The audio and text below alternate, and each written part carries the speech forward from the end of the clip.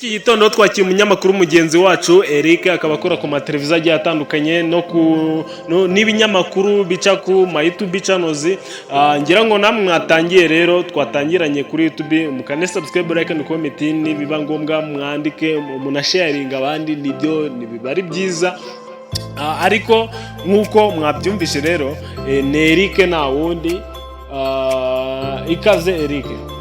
Murakoze kutwakira kuri studio yanyu Jackson. Waramutse ute mbehe? Naramutse neza cyane. Waramutse ute? Nanjye ndaho meze neza, ndashimira Imana. Cyumweru wambaye neza? Birumvikana, ubundi urusengero rw'Imana rugomba guhora rusa neza cyane. Nakira cyane se? Kandi se kuri radio tudukurikiwe n'abantu benshi, abantu mwe tazaneza ki. Uri kuyigeze sheriwa? Ayo sura mufite. Reka dutangarize abadukurikiye ko isi yaramutse. Eric. Kandi nabo twongera tubashima kuba bari kutwumva.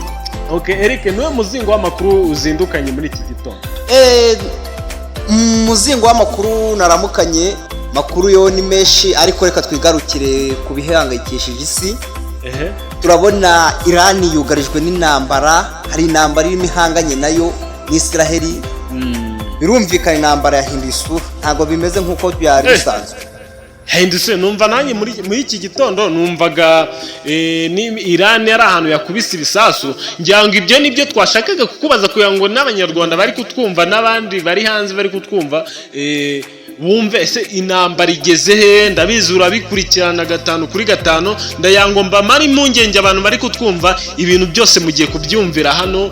Iran ese bimeze bite, Israel bimeze bite, ese birakomeza, ese haravamo iki, niki kiravamo? Dore kumva yuko ejo bundi inama yari kubera muri Canada yari guzwamo n'abaperezida b'ibihangange, sinzi nimba hari cyavuyemo, ariko ibi byose tugiye kubimenyera kuri umunyamakuru wacu anzikire muri make kugira ngo n'abanyarwanda turimo turabona kiriya gihugu cya Israel kiyobogwa na Benjamin Netanyahu, tukabona Iran ifite umuyobozi wabo nawe uhora ubafasha mu bigendanye n'ikoranabuhanga, kandi Iran nayo ikaba yiteza imbere mu bigendanye n'ibitwaro bya kirimbuzi. Ibyo rero bikaba byatumye Israel itere Iran mu buryo butunguranye, aho yayisutseho ibisasu bya kabuhariwe. Iran mbega yashushe nk'aho itunguwe, ati yatunguwe muri uruhe buryo rero? Ubwo yasukwagaho ibisasu na Israel, Iran ntabwo yari ibyiteze kuko ntabwo yimvaga ko ishobora gutegwa. Jackson, ibyo twabwira abantu rero nuko intambara abaturage ba Iran bamanje tangiye gupfa, arimo barapfa umufiririzo. Ese buriya niki mbega Amerika niki iri gukora kuri izo ntambara zombi nk'umuntu w'umusesenguzi?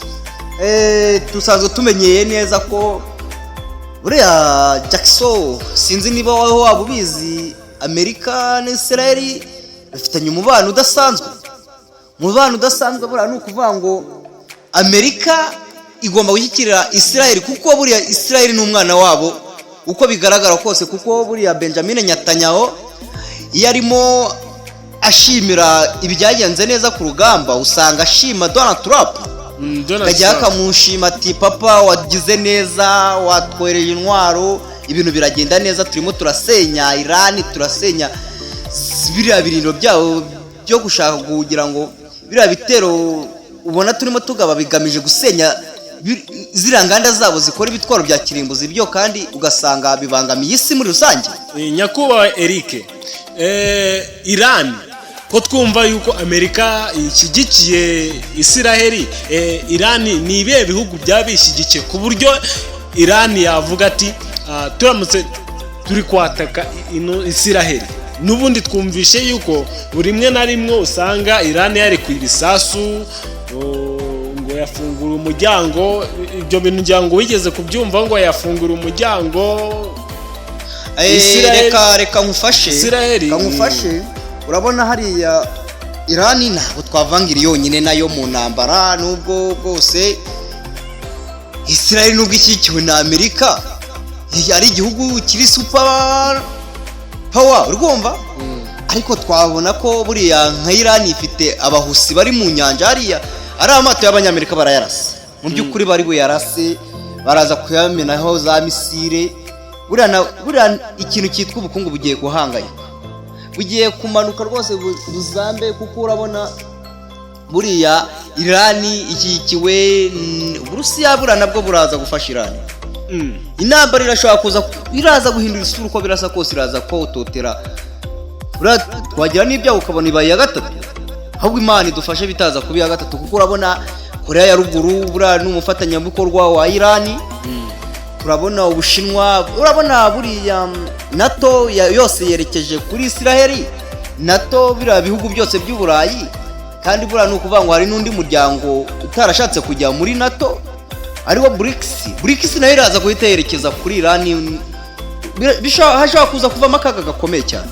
Putin twabonye Irani, Minisitiri w'ububanyi n'amahanga wa Irani yagiye kwa Putin Uburusiya, yagiye kugira ngo bagire ibyo baganira. Urumva nta kindi baganiraho kitari iyo ntambara iri kuhuza n'Israel na Irani.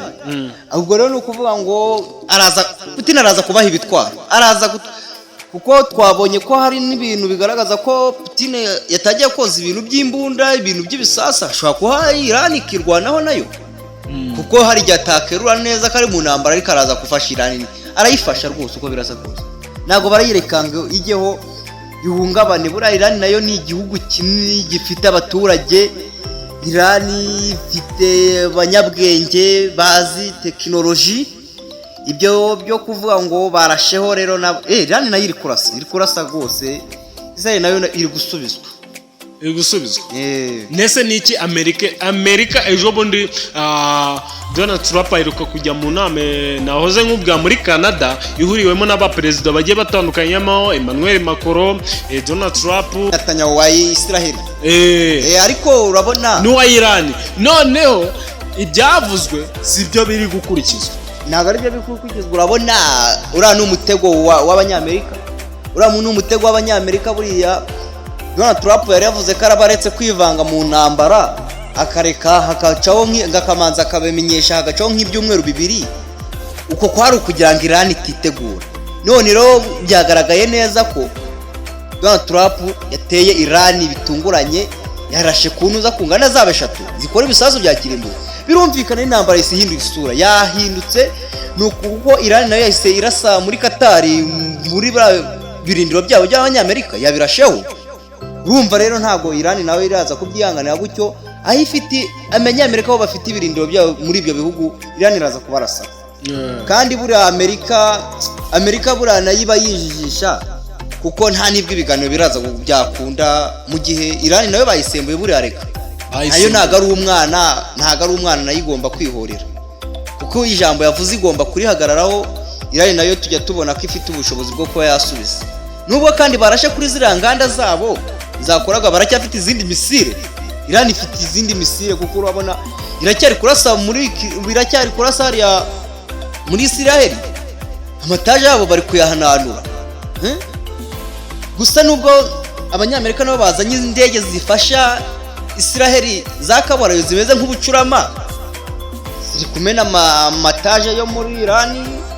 Birumvikana ibintu kwangiza ibikorwa remezo byo muri Irani bikabyangi. Ariko nyine urebye hagati aho Irani yahagurukiye Israel, ni ibyari byavuzwe yuko Irani buriya kugira ngo uzabona amasezerano wenda babunze perezida wa Irani n'Uburusiya, kuzabona babunze ni ibibazo, kuko uri kubona izi ntambara abantu bari nta muntu uri kuzaga ku bwabo, nibo bari kwihagarika. Jackson wenda mu minota mike rusigaranye, mu munota wenda nk'umwe nkuhaye, wenda sorry mbabare kuba nkwaye umunota umwe, kuko igihe cyaducitse. Iyi ntambara ni ngari kuyisesengura mu munota umwe byagorana, tuzashaka n'ikindi gihe tubatangarize uko bimeze. Gusa ho nyine biragoye kuba bahita bajya mu biganiro, kuko urabona Abanyamerika nibo babaye umuhuza none ubu rero ntibigikunze kuko ubu nabo yamaje kugaragaza uruhande bagamiyemo. Ntabwo biraza koroha rwose, intambara yahinduye isura. Okay, Eric wakoze neza ko witabiriye ikiganiro cyacu kandi ujye uhabwa ikaze muri studio zacu. Ni amahoro, turashima Imana kandi wakoze cyane kuba witabiriye ikiganiro cyacu. Mwakoze kandi mugira amahoro, tuzakomeza gutangariza abantu uko bimeze, isi uko imeze nta kundi. Yego, Imana ikurinde kandi naho ugiye igendane nawe. Wakoze cyane. Ngira ngo namwe rero mwe muri gukurikira Mr Jackson, nizeye ko mwakanze subscribe, like and comment.